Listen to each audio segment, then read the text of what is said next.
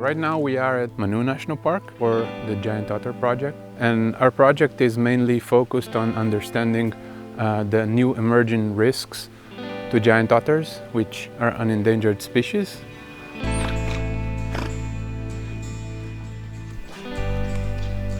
The giant otter was almost on the path to extinction, primarily from the fur trade. The otter was hunted for the pelt. And unfortunately in the 1970s that was outlawed, and so the giant otter populations have slowly begun to recover. But just as that recovery was taking effect, of course, humans started moving into these Amazonian areas in larger numbers and having different kinds of impacts. Gold mining activities, including the use of mercury, which is used to extract the gold and is a very dangerous contaminant that could impair the health and reproductive capability of giant otters and many other forms of wildlife.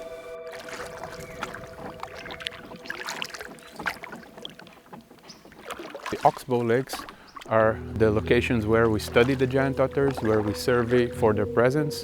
And when we see giant otters, we follow them and try to understand their behavior and also try to visualize their unique markings. That way we are able to look at individual otters and see their survival probability, see their dispersal, understand the social structure of each family. If we don't find otters, then we also look for signs of otters, such as places where they go on land, such as dens.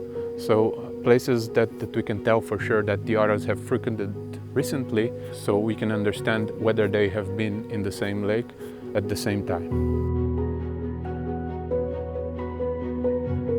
This team is also looking at the entire ecology and health of that aquatic ecosystem in these Oxbow lakes.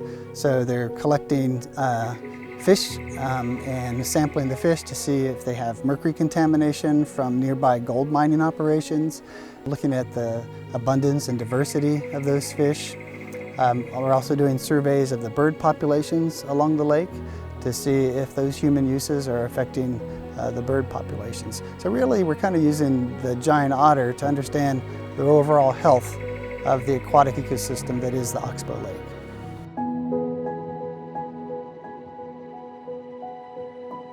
The program provides a great opportunity for a lot of young Peruvian biologists to get their boots wet and participate in conservation research. Our staff is usually composed of people that are born in the same area. These people know a lot about the forest and a lot about the animals because they grew up in this environment.